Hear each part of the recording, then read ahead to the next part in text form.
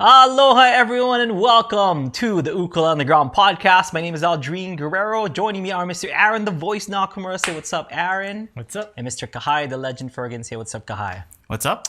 All right, so it's Aloha Thursday. You know what that means? Kahai, can I get some coffee, please? Let's jam our first song. Yeah. wrong show. Actually, okay. No, I was right up there with the energy. I'm like, wait, what am I doing? Trying to psych yourself up. Yeah, I know. Try to then, okay, let's go. Drop or drop time. But for those Especially people who last don't week, right? Because Yeah. you're like, you ate, what did you eat? Like the brownies? It's the brownie that Jim and Ida. Shout out to Jim and Ida, making some awesome, and regular. We keep having to make sure to specify it as regular brownies.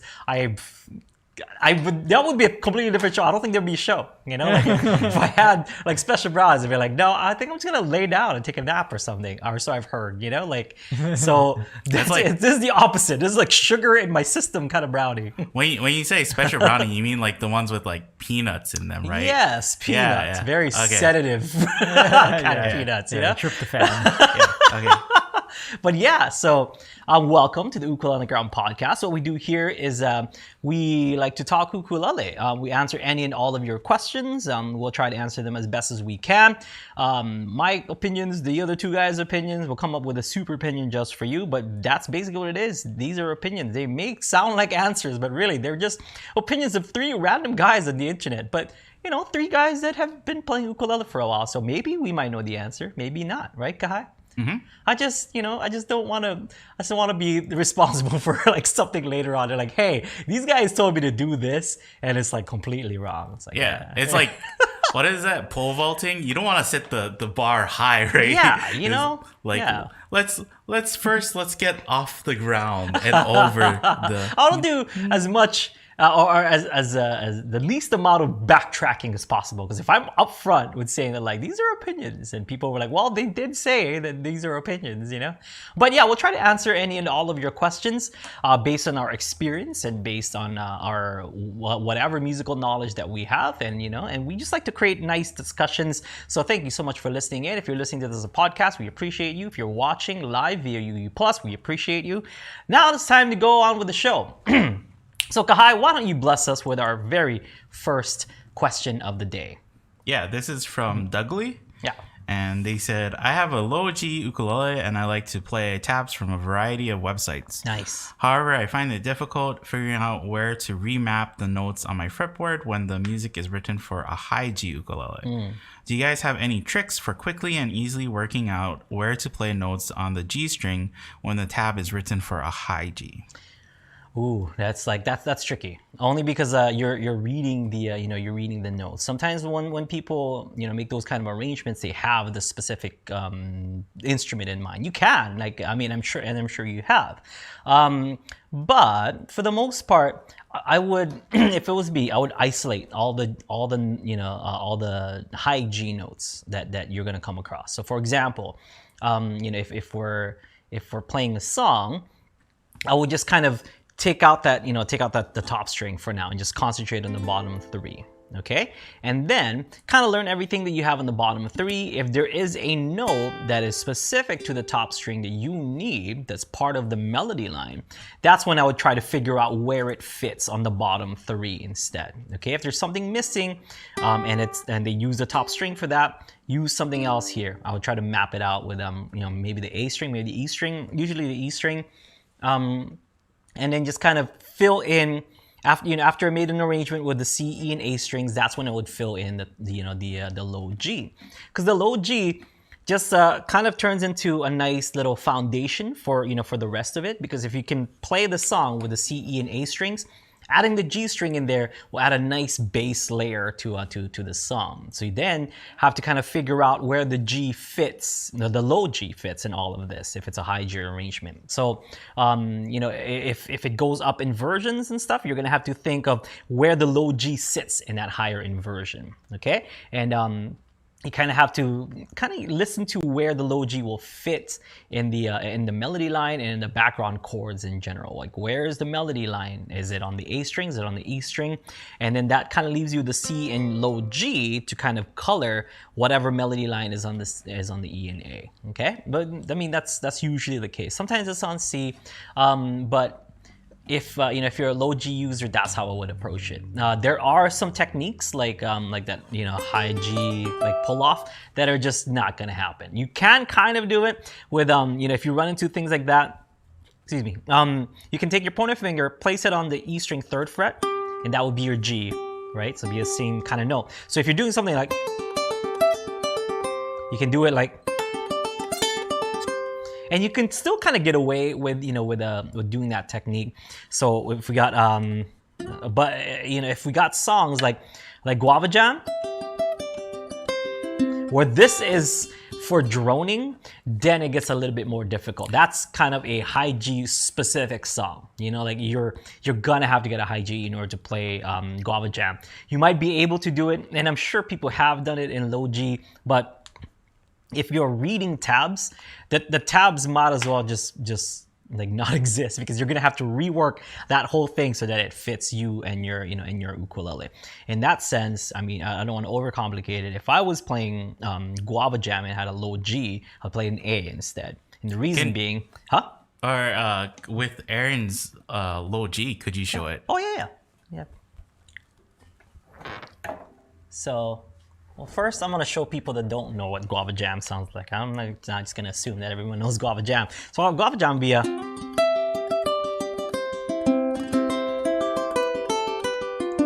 Okay, that's like the main, the main part, right? So I can't be doing that, because if I did... I mean, you can, the sound is just gonna be different. This kind of droning is specific to that song, and you want that kind of high G drone in there. So you can maybe like pull it off with the E string 3rd fret, like I was talking about. So kind of, it's a lot less of this kind of banging and booming bass. But if I were to play it in A, then that kind of makes it more sense, because I'm playing this kind of inversion with the C. So then it'll just kind of sound like I have these ascending lines.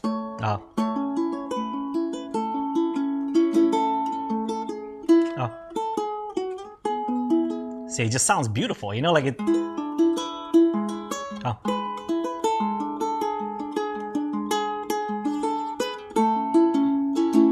And it sounds like it would fit the low G ukulele a lot more. So that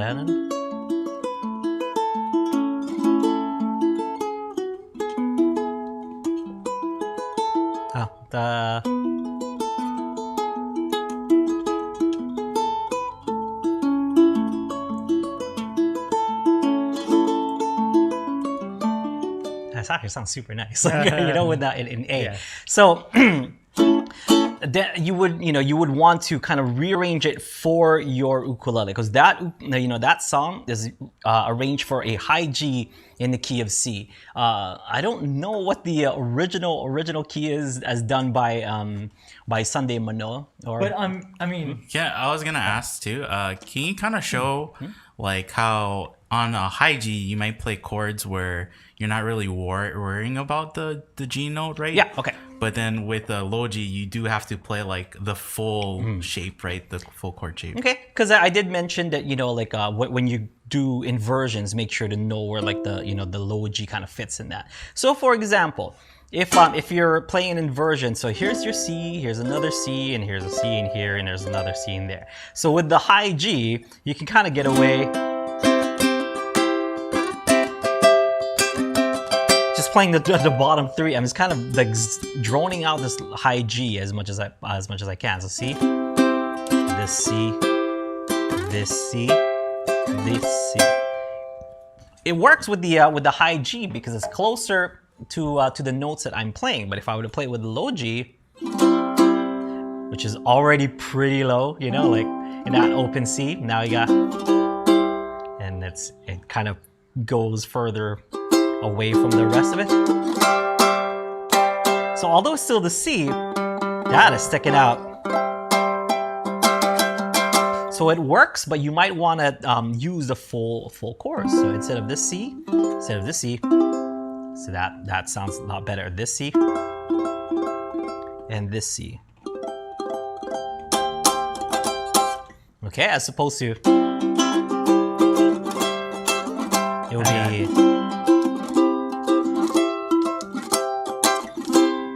And probably the one you got to be careful with, right, is like the minor seventh. Oh yeah.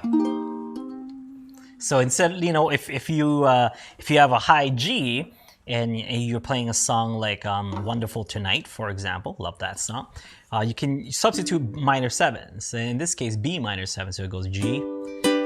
It's late in the evening. Doesn't really, affect it too much, right? Because this B minor seven, because a full B minor would be the ring finger up here. That's a full B minor. This is a B minor seven. Although you can kind of hear it when I exaggerate it, when I'm playing it during the song, you can't really tell the difference. Right? But in a low G, it would be, it's late in the evening. That sticks out because that is an A with but a full B minor would be this this B. So you have that A bass in the B minor.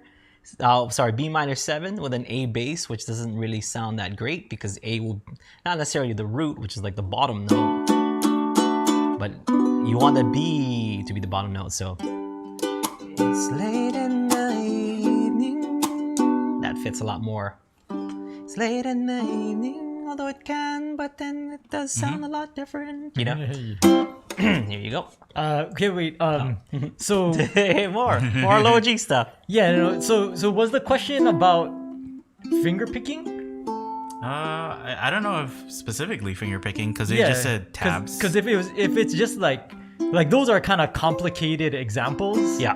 And specific to the difference between low and high G, but if the tab that he's looking at is just a simple like melody line.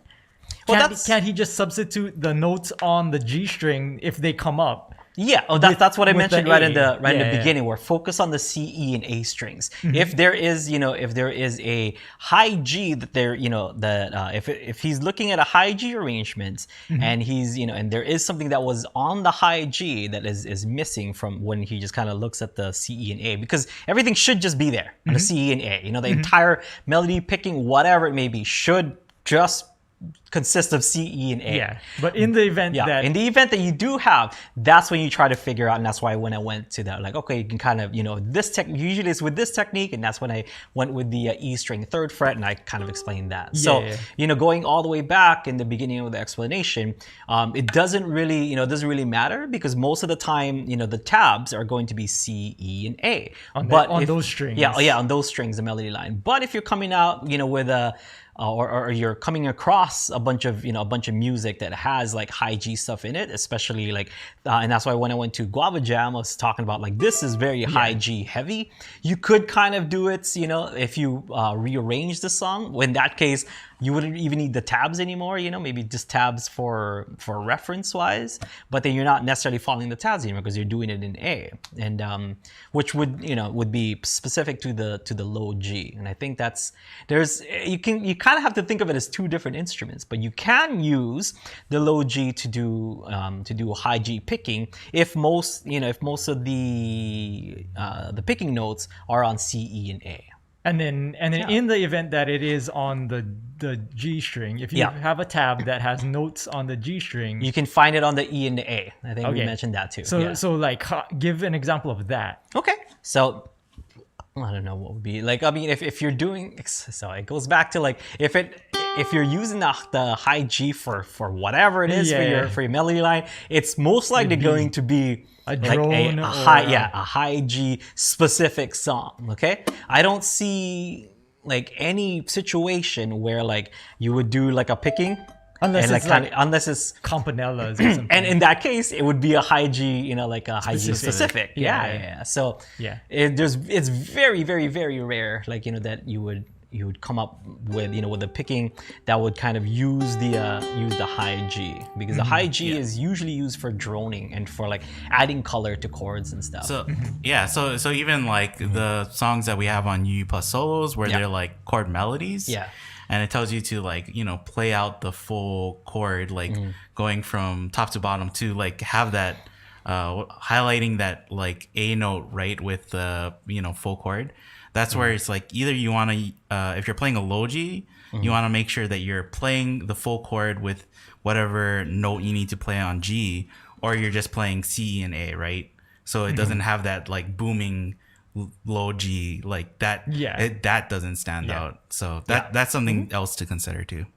Yeah. So I guess it's just case by case basis. Case by case. And if it sounds terrible when you follow the tab exactly, then you're gonna have to figure out something else. Yeah.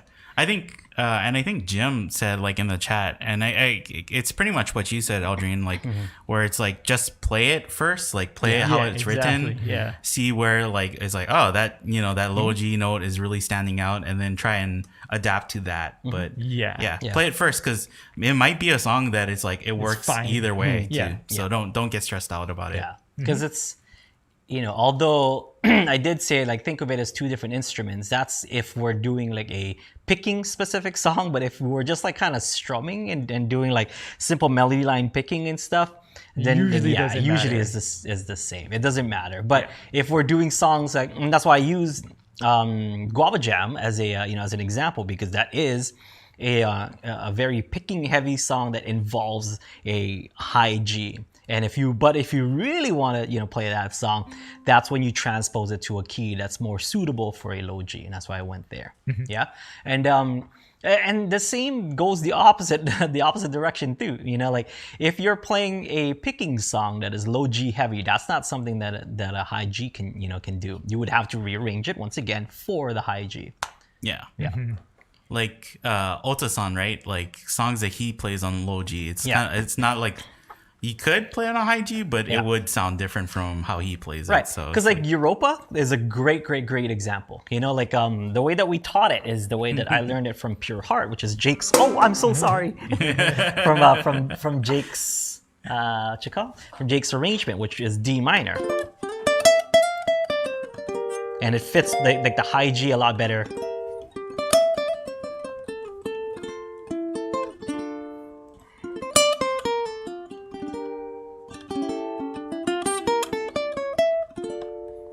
And then, as opposed to like Ota-san, which is a, and it just sounds beautiful with that low G. And what key is that in? It's in, I believe, A minor. Yeah. So it's a totally different key, but it fits the way that you are stringing the ukulele. Kind of like you said, right? It's two different instruments and making sure it fits for that specific instrument. Yeah. So,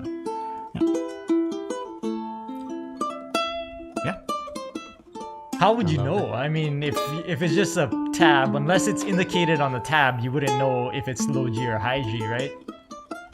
Until you actually play it. Yeah, unless you come across like something that indicates that it's low G or high G. Yeah, and usually, like if you're looking, at a tab, or if you're looking at, God forbid, like musical notation, like it should show, like right at the top of the page, like arranged for low G ukulele or high G ukulele or whatever. Unless it doesn't matter, because if it doesn't matter, then you don't have to specify it because it doesn't matter. Yeah. And sometimes on the side of the tab, they'll put the G, C, E, A next to the tab lines, and if it's a lowercase G, then it's definitely a high G, right? Yeah. Look for those specific notes that like are specific to a low G, and then you're like, I can't do that with my high G, or like just look for any like a B note or lower, then it would be pretty obvious because you can't go lower than a C or middle C on the regular high G ukulele. Yeah. If it has the actual musical notation on the tab. Yes. Yeah, that's what I was gonna bring up too. Not necessarily like, well, it says that to play, G string 4th fret. That's a B, right? So does that mean that it's made for like low G? It's like, no, you're looking for specific like It's the actual dot on the notation that'll give you the indication that it's low G. Wow. Yeah. Harini has a question. Yep. So she asked, except for the look of the strange uke you're playing, is there any other differences? I mean, the back is like plastic. The back is round. It's pretty much indestructible. Aaron has had this for like 50 million years or whatever. I don't know how long with whatever kind of strings. Since 2003, I think. Yeah, dude, like this is amazing. There is a plastic fretboard that's also different. Plastic back, plastic fretboard. It is friction tuners, but that's not necessarily different. So it's still, it's still an ukulele. It's not like it's a completely different instrument or anything. It's just built differently, which is with the plastic back, rounded back, kind of like ovation style, and plastic fretboard. But you can opt for like a wooden fretboard, yeah. Yeah. They have upgrades on the website. So, it's Fluke or Magic the company or something. Yeah, look up Fluke, Fluke. That's like, Fluke Ukuleles. That should be what this is. Yeah, this is Aaron's trusted partner. I remember him showing this to me for the first time at Kapilani Park. That's not the first time you got it, but the first time I saw this ukulele. You're like, I have a uke too. I'm like, that's awesome. You have one of those Fluke ones. And I kind of secretly wanted one for like a long time, but I'm like, I don't need it. And I just never bought one. Yeah. I remember Deech a long time ago. He's like, so what kind of Fluke would you want? Huh? I actually have another question. Okay, Fluke related questions. Let's go. It's not Fluke related. Okay, Low G related. Kind of. Okay. So Joko asked, what's the idea behind these slash chords? Seems like they come in an infinite combination and one can find the fingerings easy enough. But what do they mean when they call it X over Y over how? Yeah. And I asked you to hold on to Aaron's one because he gave a specific example. Like G/A. So. Yeah, okay. So what that means is the first chord that you see, or the first letter, that's the chord that you're going to play, okay? And slash, whatever note, it's going to be the bass note. So that means it's a G with a, what do you say, A? With an A bass. So here would be our G. So that would be G, D, G, B. Those are the notes. So instead of G as a low, we would have the A, which is right here. So here's our new G/A. So here's G, and here's G/A. So it does sound different, but you can just ignore it. Especially for high G. Yeah, especially for high G. It doesn't matter. You can just ignore the slash chord. Yeah, that's basically what it is. But with ukulele, like, I don't know, I've done stuff where like, maybe it's not the bass, maybe I just have that note in there or whatever. Like I just add that. So like for our last play along, you had what chord was that? It was a slash chord. There was a lot. And you just added that note in there. Oh, G/A. It was, I think, like a G/A. And I think I used this. Or did I say add 9? Because that is also an add 9. I forget. You can think of it as because the A is in there. I don't know what the chord is, but you gotta look it up. There was a lot of chords in that song. It was the. Thank God for the next song next month. Oh, after the crazy million chords, we got a 2-chord song for you next month. Yeah, that's awesome. It was an F/G. Oh, yeah, that. No, you just did an F, but you added with this. No. Oh, what? It was 2030. No, 20. Oh, okay. Yeah. So it's like an F chord, but instead of F, and you just added the G on there. Yeah, that works. yeah.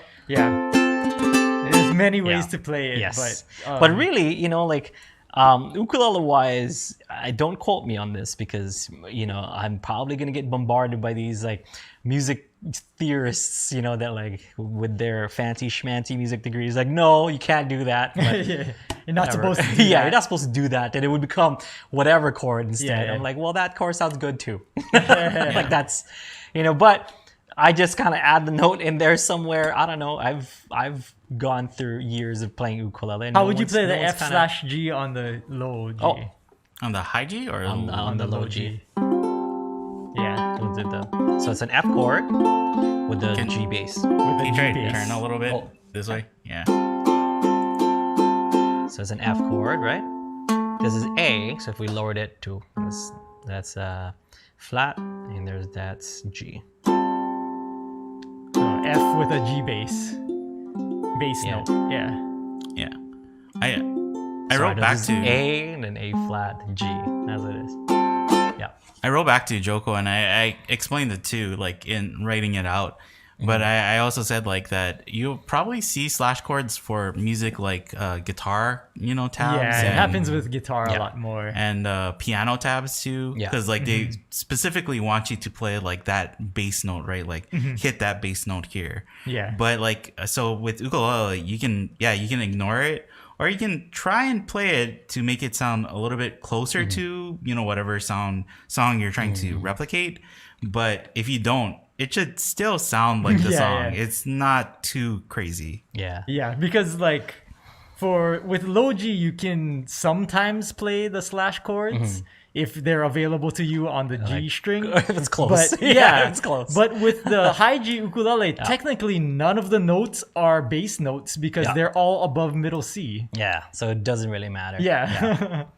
Yep. This is another case of those like, just it's there. Sure. Do whatever you Just want. do whatever you want. Like that's like it's the chords are not meant for like high G ukulele. Although you can add that in there. Like so if you got a G/D for example, like G, so you already have that like /D in there. But if you really want that to stick out, you can hit this like higher D, But a music theorist would probably be like, no, well That's then not that a- chord is this. that's not a instead. We're like, slash you know what? D, That's yeah. fine. Don't chill. That's like a add whatever. Yeah. Yeah. Chill, man. I remember, it's like somebody on, I don't know what, like U102 or something, Yeah. Ukulele 102.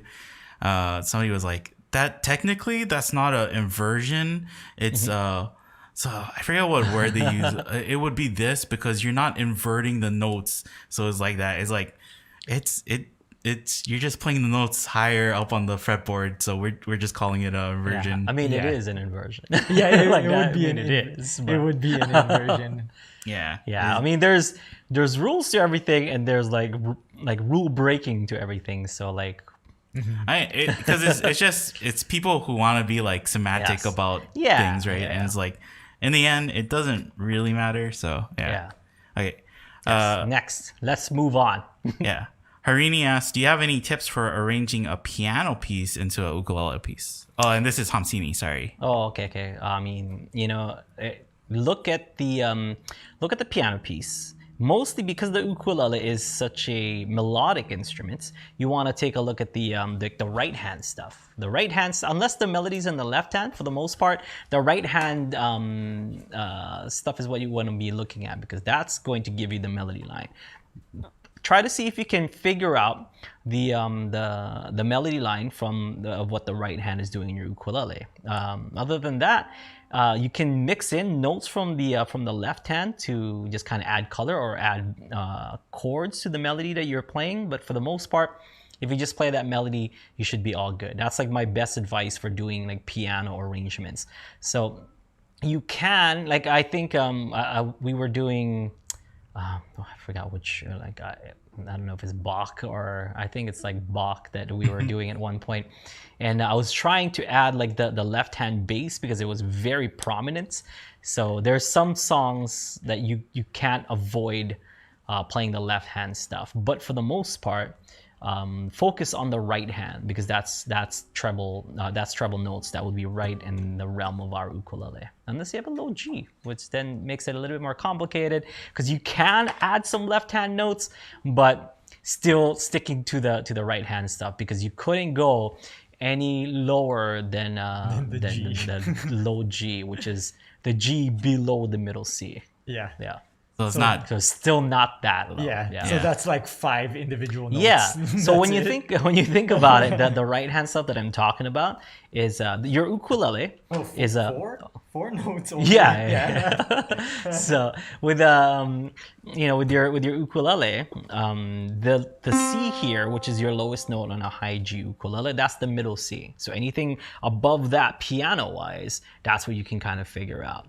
The low G in the ukulele, as I mentioned, is just the G below, like right below the middle C, and that's pretty much as low as you can go. You can get another ukulele if you really want to like arrange a piano song. You can bring 2 ukes and you'll get a lot more sound. Maybe a baritone ukulele, just so you can get like the left hand stuff, and a high G ukulele, so that you can, or maybe even a low G. It just depends on your preference, so that you can kind of handle the left and right hand stuff. A great reference to this is check out Jake's song called Piano Forte, because Piano Forte was his kind of attempt at creating a piece that had left and right hand piano melodies in it, and then he kind of split it into two parts. His brother did one part. I think Bruce played the right hand, because it was like the easier stuff. Like the left hand was like the harder things, and then Jake played like the left hand stuff. Which actually have a funny story. I think I've told this before. I played that song with Jake in Denver at the Denver Ukulele Festival, because there's a video of it. Yes, online. that's right. There is a video. Yeah. There's a video online on YouTube, and we can link it, and you can find it on the description. We'll link it in the show notes. He's like, hey, Aldrine, we're going to be in the same show and stuff. Would you like to kind of play a song? I was like, yeah, that would be awesome. And he's like, awesome. Do you want to play Piano Forte? I'm like, and I'm not going to tell him like, oh, dude, I don't know that song or whatever. I'm like, sure, let's do it. Because I'm like, how hard could it be? So I was listening to Piano Forte. I'm like, that's a lot of notes. That's kind of a stretch too. And what he meant was just do the right hand part, which is like Bruce's part, which is like, like really like simple stuff. Yeah. And then when I came there, I was like, all right, you want to go practice? He's like, okay, cool. So and then when I started playing it, he's like, oh, so you're gonna play that part? I was like, what do you mean? Oh, you're gonna play that part? I had the option to do the easy part. So he's like, no, just play that. Like if that's what you practice, just play that. I was like, it's not too late. I can play the easy part. He's like, no, you sound good. I was like, oh my jeez. So if you watch that, that clip, he brought me up on stage, and I couldn't, for the life of me, be like, hey, what's going on, Jake? I couldn't relax, because I'm like, all right, I don't want to mess this up for Jake Shimabukuro on stage. I have to be at full concentration, and it's like a rare moment that Aldrine Guerrero is really in tune with his ukulele, where I'm like, nope. Nobody distract me. This is like, I'm trying to play it as perfect as possible. And and I thought I did okay, for learning that song like a day before. And not to mention I learned it the day before, because he's like, hey, I noticed that you were going to be in the same, town. And I was visiting my then girlfriend, who's now my wife. And I was like, okay, well, I just talked to Jake this morning. He wanted me to play the song with him. So if you don't mind, I'm just gonna go work real quick. And I'm like trying to figure out, because I don't know, I'm like not good with tabs. So I was trying to figure out by ear. I'm like, why did I say yes to this? I'm gonna be like, you want to play body surfing instead, or something familiar? Yeah. But I don't know. But maybe we'll mention that in 2 weeks. Yes, there's a great segue. It's a great segue, because, and thank you for your question, Hamsini. Like that's my my suggestion. Think of the right hand stuff.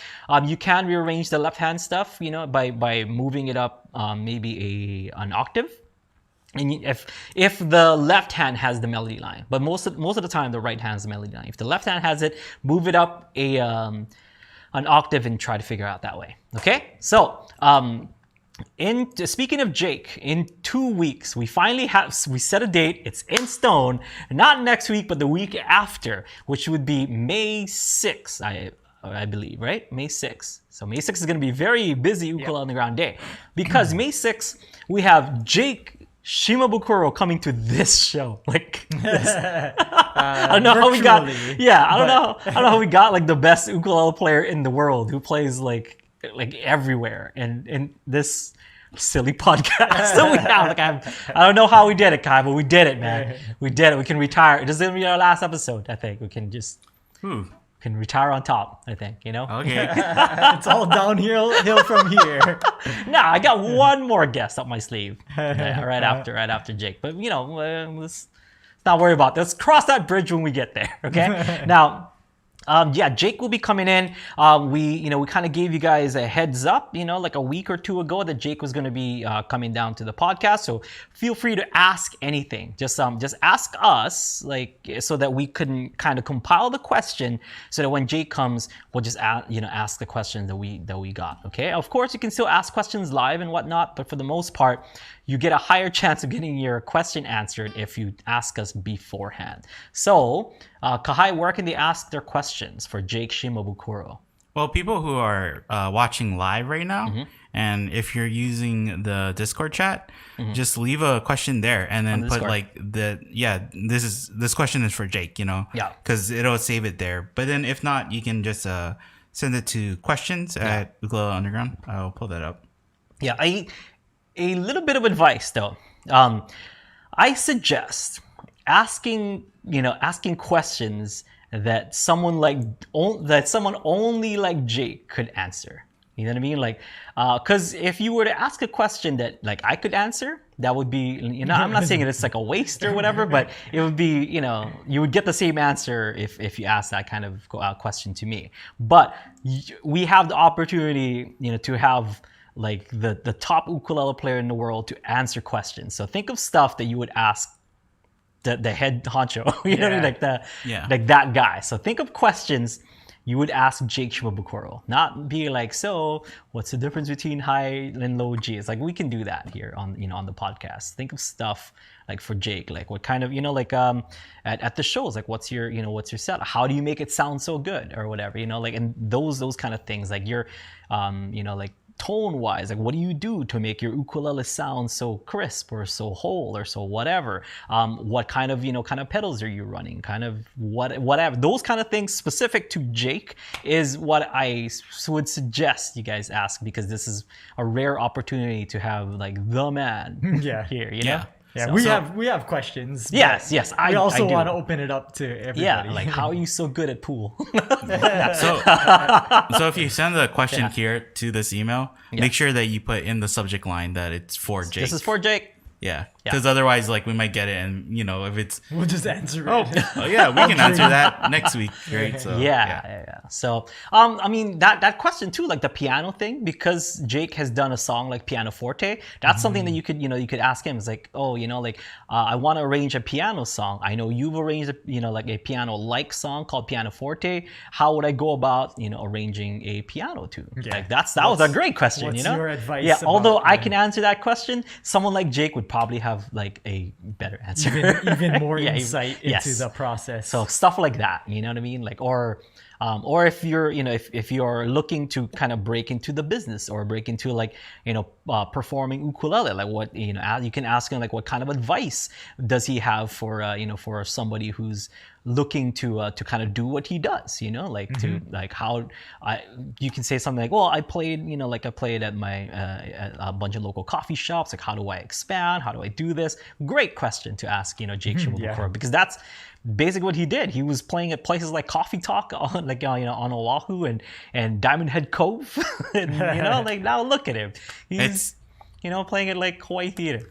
It's funny because it's you're saying oh yeah, save it for Jake, but then you also have a pretty good history of don't you Jake's history pretty well too. Yeah, but if you want to get as far as I have, that's not that that far, you know what I mean? But Jake is Jake, that's someone that's someone I want to ask. How are you doing? Jake, I've played at a bunch of places, but how do I get as far as you? To your level. Well, I wasn't saying that from your experience. I was saying that you actually know Jake's history, yes. So you can recall Jake's history too. So yeah.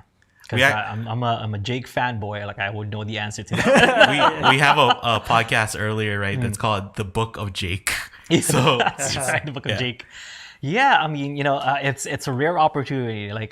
We this is our first time, even though we've been friends prior to Ukulele Underground. This is one of the rare times that we've we've just asked him to be on the show because we're shame. You know what I mean? We know he's got 1,000,001 things to do, but it's just like, hey, you wanna come on the pod? And he's like, yes. And I'm like, oh, I was scared that you were like, that you didn't want to do it, but he's a super cool dude, and I was ashamed to ask, So now I don't know. I guess as a dad now, I'm just like, my shame has kind of slowly been fading away.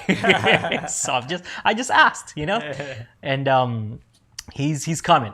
So 2 weeks from now, he's putting some time, aside for us, to hang out with us here on the podcast, so we can ask him a bunch of questions. Yeah. I'm also going to be asking him some stuff and talking about the past and whatnot, because I don't want him to just be coming in and answering ukulele questions. I want him to feel feel like it's a normal episode of the Thursday podcast, Ukulele on the Ground podcast. Yeah, and then also on the 6th. Yes, also on the 6th, we have our fourth edition of the open mic, of Ukulele on the Ground open mic. So once again, open mic Ukulele Underground is going to be Thursday, May 6th. It's going to be a doozy for Kahai that day, like streaming wise. It's going to be a lot of stuff, huh? Isn't this the 5th time we've done it? No. Before, because we did it, the first time we did it was February. Yeah. Aha. Okay. I can count. I can math. I'm Asian, man. You don't mess with me, math-wise. But don't go over 10. We can't. Any math under double digits, you got it, dude. I'm your guy. So. So we have an open mic, so make sure you prep up your song for that. Everyone knows where to go. Just check it out. It's awesome. Like we love all the people that come down and share their songs and share their music with us. It's always a good time. There's a lot of people that come, and even if there wasn't that much people, we're still gonna have fun. We'll be there. We'll try to see if we can convince Jake to stick around and peer pressure him too. It's like, Jake, come on, man. This is just the first time that we'd had you an ukulele on the ground in how many years? Come on, man. Just make him do everything. Yeah, Jake, you changed, man. Oh, that's cool, man. I know you got a lot of stuff to do. That's fine. Just. No. I'm gonna try it. I'm gonna try to be as nice as possible to my friend, because we're friends. It easily goes to that realm where I just start ribbing on him, So I'm gonna try my best to not rib on the man, because last the podcast that they invited me to, his podcast, I sort of kind of ribbed on him. So remember that? That was awesome. But yeah, I'm gonna try to show our guest a good time and not heckle him. Well, while we're kind of making announcements too, you want to talk about or mention what we're gonna do, not this coming Saturday, but the following Saturday too? Wait, what are we doing? Allegheny Ukulele Soiree. Jeez. Oh man, it is so busy. Okay, in 2 weeks we have the Allegheny Ukulele Soiree. So for more information on that, you can check out their Facebook, or you can check out their website at I believe Ukulele Soiree. Ukulelesoiree.com. So check that out. Allegheny Ukulele Soiree. If you don't know how to spell Allegheny or Soiree, you can click on the link in the show notes or click on the link below. Yeah. Mm-hmm. Yeah, they still have tickets open, I think, so you can buy. It's a virtual, so it's a virtual online ukulele festival. Aaron and I are going to be there, and Kahai is going to be there too. I'm going to do a Hawaiian workshop. We're going to be teaching Noho Pai Pai and maybe one other song.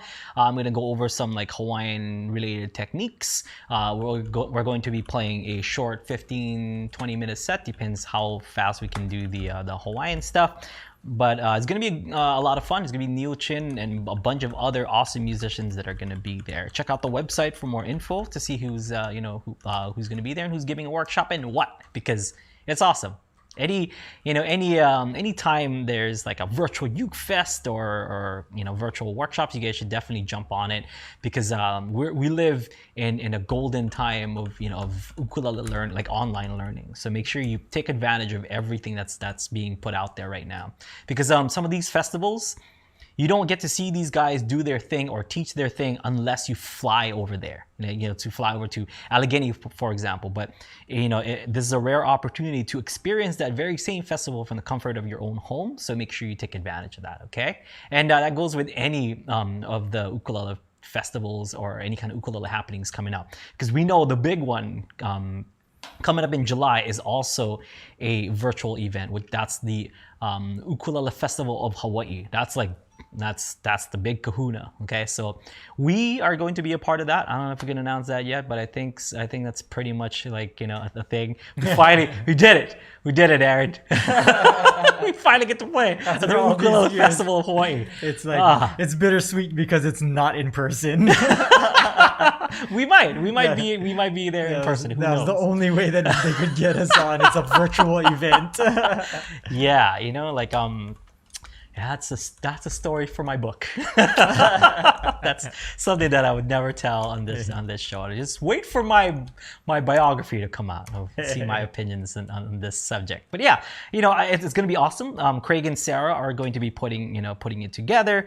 It's going to be a good time. Like, it's just looking at the lineup. I can't say what the lineup is yet, but it's just like, this is going to be fun. Like, it's going to be stacked. The lineup is stacked. I mean, Craig and Sarah, if you guys have done or have attended any of their festivals or their events, it's going to be a good time. There's going to be a big hearty laugh courtesy of Craig. It's going to be great. It's going to be awesome. Yeah. Okay.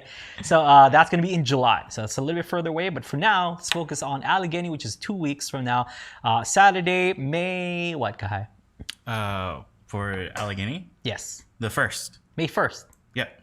Okay, so not this coming Saturday, but the next Saturday? Yeah. Okay, so not in 2 weeks, in like a week and a half. So not like 1 week, like a week and a day. So like in 8 days, we have the Allegheny Ukulele Festival, or Ukulele Soiree.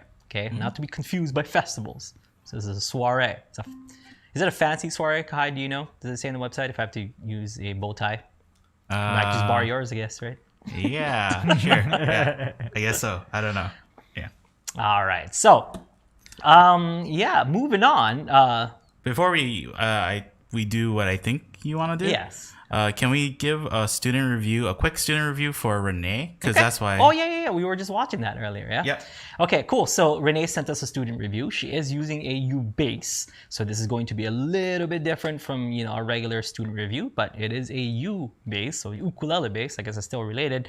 And, it helps that I also have been playing like ukulele bass lately, or just mini basses. Maybe it's not even ukulele bass. I've been playing a mini bass, and I kind of I've been learning a thing or two, so I could give advice maybe. That's what people do on YouTube nowadays, right? You play ukulele for a little bit. You're like, I could teach this, and then they react to things. Yeah. I've been playing for 2 months. I didn't want to get specific, but okay. Because that was meant to be a general thing. So like, it still is pretty general. Yeah, I think. I've been playing for like 2 whole weeks. Like, I could teach this to somebody. Yeah. Okay. Anyway, so Renee, great job. I think you're doing really well. You've been playing the U bass, for a while now. Your form, has gotten a lot better. It could use a little bit more kind of back here as opposed to like a little bit more like this, because you're playing it more like an ukulele, like this. But bass wise, you kind of want to keep this here so that your wrist kind of just hangs over. And then you can kind of tickle the keys from here in a very relaxed way on your wrist. The way that you have it, which is in front, and then you're kind of bending it this way, that causes this bend right here, where it's like, it's kind of, it's bad because it's coming from an angle. Whereas here, you're just putting it down.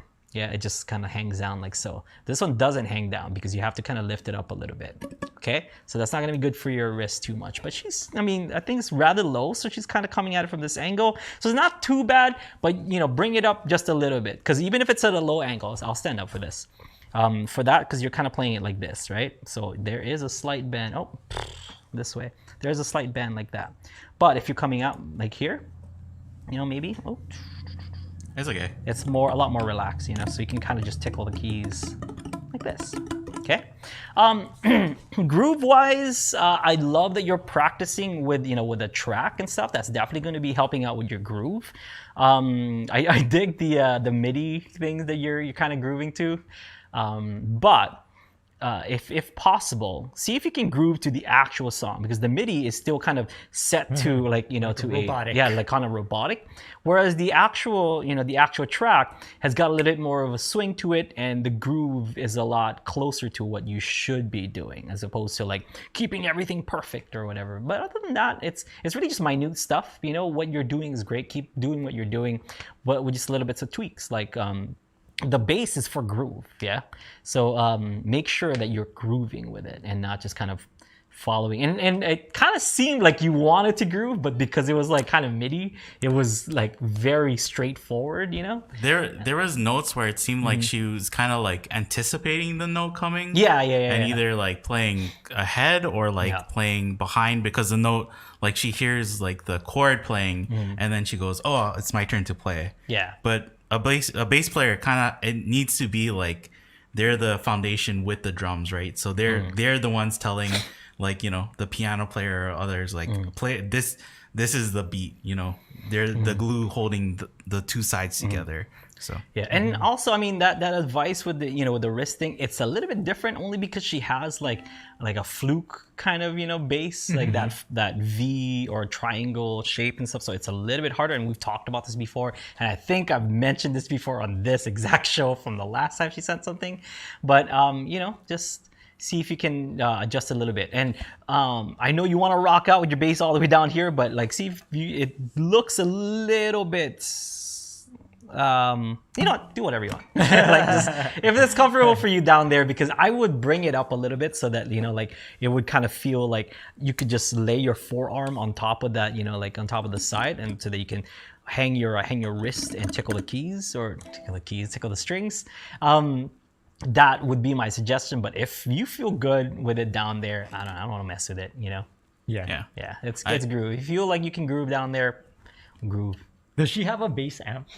I'm not sure. Yeah. I don't know if she ever said. Yeah. Yeah.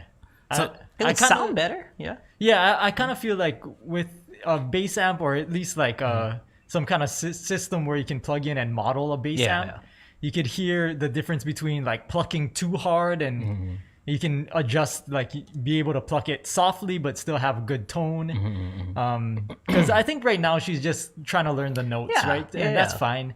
And then, but eventually she's gonna have to get to the point where or tone. she's gonna run into that point where like the tone actually matters. So at that point probably get like a good maybe headphones or some way to plug headphones into your bass, and then you can really listen to what you're playing and how the tone you can change the tone based on your attack on the strings. It kind of sounds like she's plugged into like a guitar amp or something, right?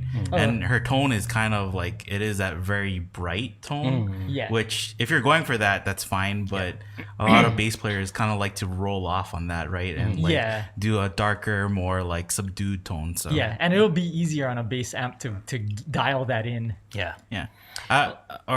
If I can make a suggestion, it would be like, she's using her pointer finger to pick, like mostly. And that's kind of what they suggest, like when you first start off, you do that. But I think she's at the point where she can start thinking about alternating between her pointer and her middle and doing that. Yeah. And that's why this form is so important. Yeah. Because that's kind of like that. That's the form. Yeah. I was going to mention that like I'm having the same thing because I'm an ukulele player. Like my nails, I can't help it. Like I'm not a bass player, so I'm not gonna cut my nails so that I can, like play bass just better. For bass. It's just for playing bass. So I've been messing around with the EQs, and I just cut the highs right off. You know what I mean? Like I don't need that. So on the YouTube videos and stuff that I've been doing with the bass in it, that's all with like very, very, very cut treble. So it sounds a lot boomier. It sounds a lot more, more thicker as far as the what does Adam Neely call it? What's the sound? Kahai. There's more I don't know. that bass, More that bass. tone. Yeah, it's bass. There's a word that he uses.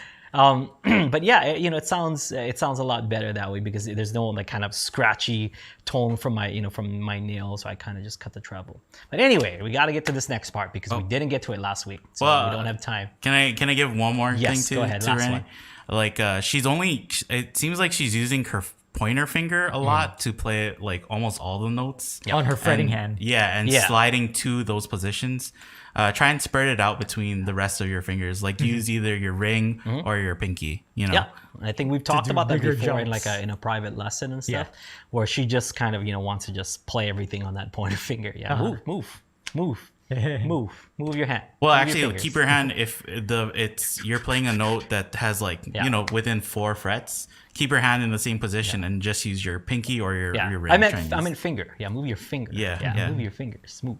All right. So this next thing we got to get going because we want to set the deadline for people because the deadline for us is supposed to be last week, but we never mentioned it last week. So here on Ukulele Underground podcast, we run a thing called the Songwriting Challenge. So the Songwriting Challenge, we challenge you guys to write a song based on parameters that we create here on the show. And this time we did what Kahai calls a musical Mad Libs. So we come up with something, we put a blank in there, and you put in your own thing. Okay, and then you write a song based on that Mad Lib that you just created. So explain a little bit further, Kai, because I can't see the Mad Libs right now. So what were the Mad Libs?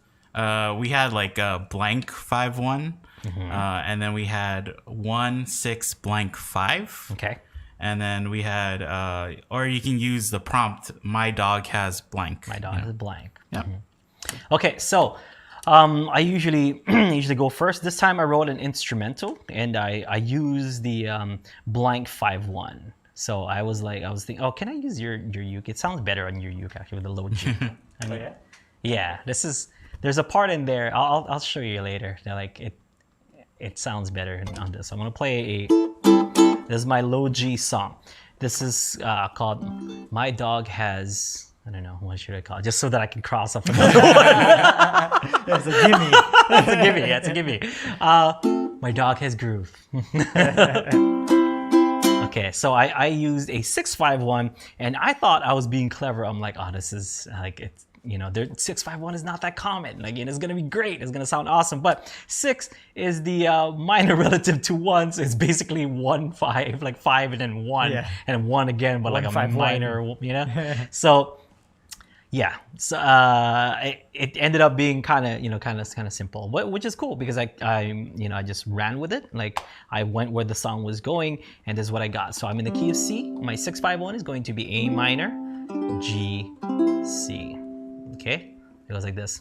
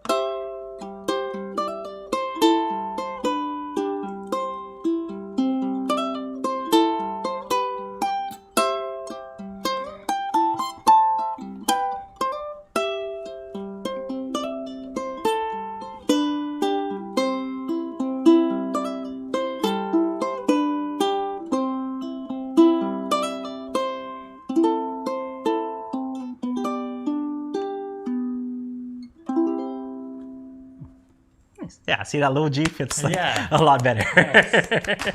Hey, thank you. Song's called My Dog Has Groove.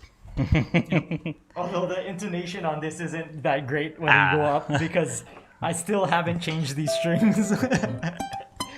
Oh, it's supposed to go. That's the part I was like, what is it? I forgot. Forgot your own song. Then the ending is like the ending of that phrase. Yeah. Whatever. You guys got the idea. Yeah, but it does sound better on Low G. Yeah, it's way. Is that what you wrote it on? Okay. My Ali Kumakani ukulele. Nice. And I'm like, nah, it sounds okay in high G. And then when I was tinkering with your ukulele earlier, I was like, yeah, no, it's a Low G should song. It's a probably Low G just song. play Yeah. it. Yeah. Because that part where it goes like, so this low G or low B it's going to be like matches nice with that D in there. But that's my song. Because we got a week, extension, so I cleaned it up, made it even better. Because when I first made it, it sounded like, who's that? We're talking about? It kind of sounds like, because it was an A at first, and then so it'd be it sounded like Home by Philip Phillips or something. Oh, I forgot how it originally sounded. There was something. La, da, da, da, da, Yeah. And that was the original that I did. I'm like, no, get out of here. Get out of here with that. So it was cool that we got the week break. I kind of changed it up a little bit and it sounded, a little bit different. Still kind of has that traces of, of that Philip Phillips in there, but it's all right. Now it sounds more like Wilson Phillips. All right. Kahai? Yeah. Okay. I didn't think of a title, but then I just thought of one. My song is called "My Dog Has Fingers." It's always that's the gimme. Yeah. I don't know if you have to hold it right up there. Yeah, it's kind of. Is it going? Mm-hmm. There.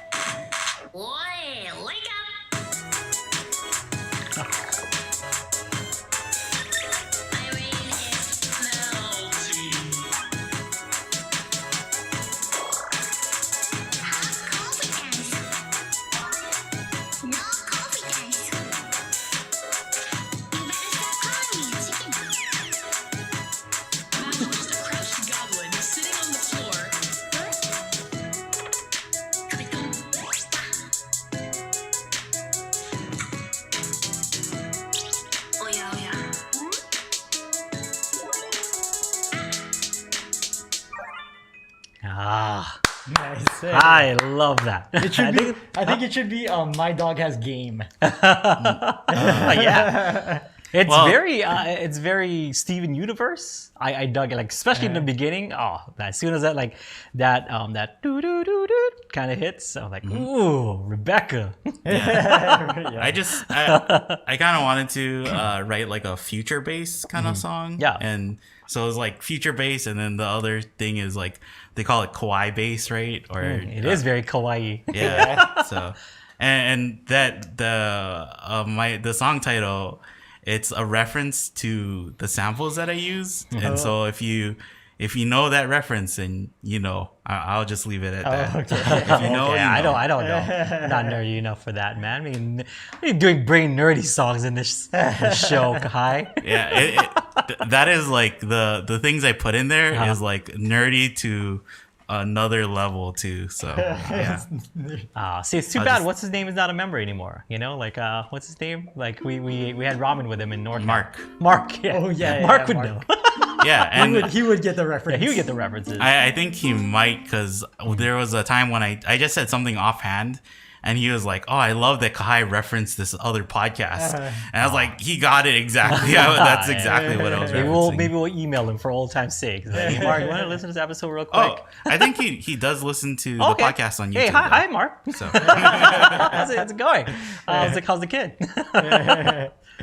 All right. Yeah. So so I was trying to do. I was basing it off of the 1/6 blank. What was it? 1/6 blank 5. yep. Yeah.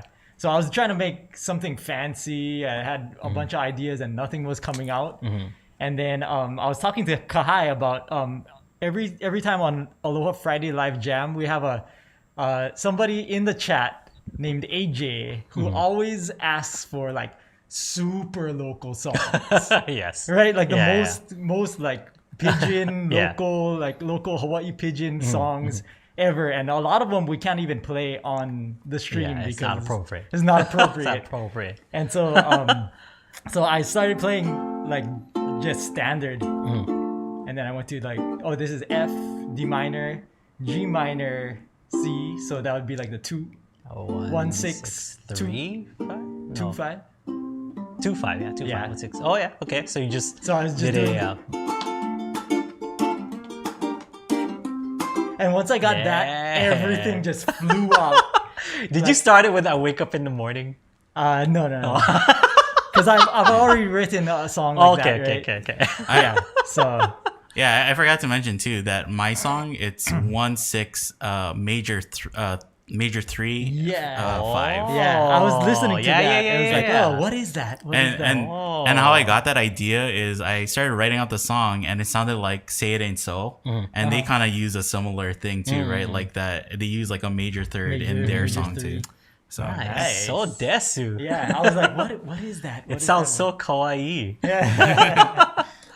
Okay, so this is my super local song, 1/6 2/5.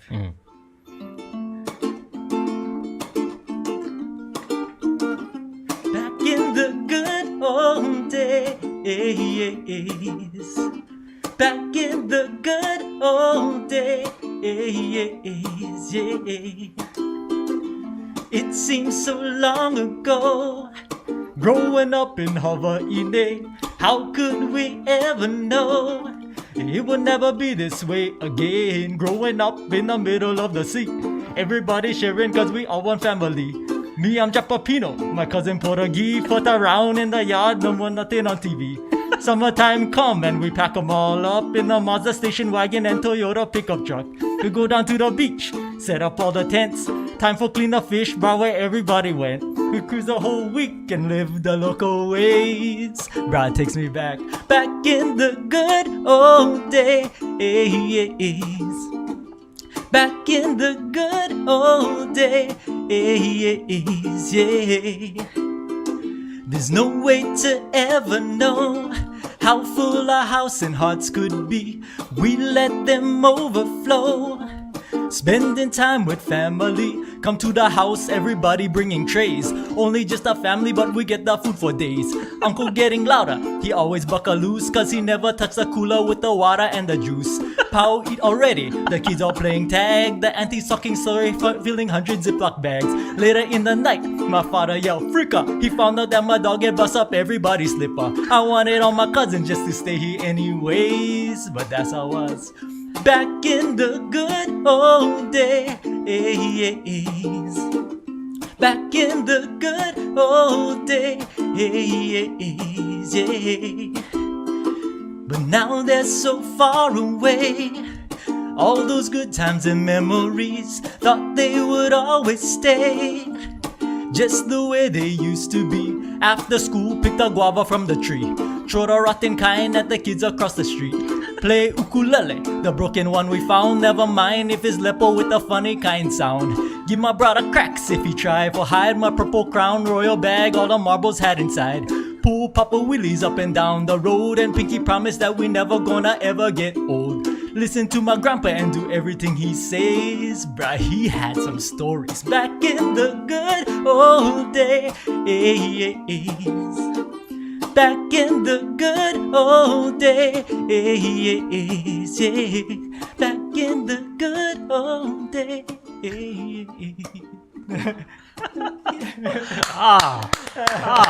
Bravo! Every time. Do you have Killer, every time. Do you have a title for that song? My dog has. had bust up everybody's Slippa. Yeah. Oh man, perfectly encapsulates Growing up. the good old days. Yeah. Good old days. Oh Yeah. man, that is something that I could hear on the radio right now. That's why. That's why I was dude, like for thinking real. about it, and it's like, this was probably one of the easiest songs that I ever it just like came out. Came out. Once I had the topic and like the groove to it, it just like came tumbling out. Yeah. And so It's a local boy song, man. That's yeah. And so it's funny because like the easiest song that Yeah. I ever wrote is like Yeah. the one that's probably would get played on local radio here. Like out of all like Dude, the yeah, that more would- complicated and Yeah. melodic songs that I've written, this one would probably get played on the radio. So- that would. I mean, like, if if somebody were to listen to this podcast right now, like, oh, we should just start covering that song. They were like, people would groove. Like, people would, Yeah. would sing along to that. Like that, I already know the lyrics. Like, but a verse later, I could sing the chorus along. Like, yeah, so what? Good old days. Awesome. So yeah, the extra week gave everyone like a nice, a nice boost in all on everybody's songs. So hey, everyone, good job. So if you want to try it out, I know we said that the deadline was going to be for today, but we had a week extension. So why don't you give yourself a week extension as well? So give yourself another week. Next week, all the songs are due. We'll pick somebody that that turns a song in, and we'll give that person something, right? We'll put a bunch of names on the wheel, pick a name from the wheel, and we'll send something really nice. Okay. Let's see. Do we have any other businesses to attend to before we go? I know everything we mentioned before, right? Sending questions To Jake, yeah. Send questions to Jake. We have the open mic in 2 weeks. We have the Allegheny Ukulele Festival in a week and 1 day, or 2 days, I should say. Okay? It's not this coming Saturday, but the next Saturday. All right? Everyone stay safe. Have a great one. We'll see you folks tomorrow for Aloha Friday live jam and the one-on-one coaching or the live coaching. All I have is Die Hard, man. We'll see you folks next time. Aloha.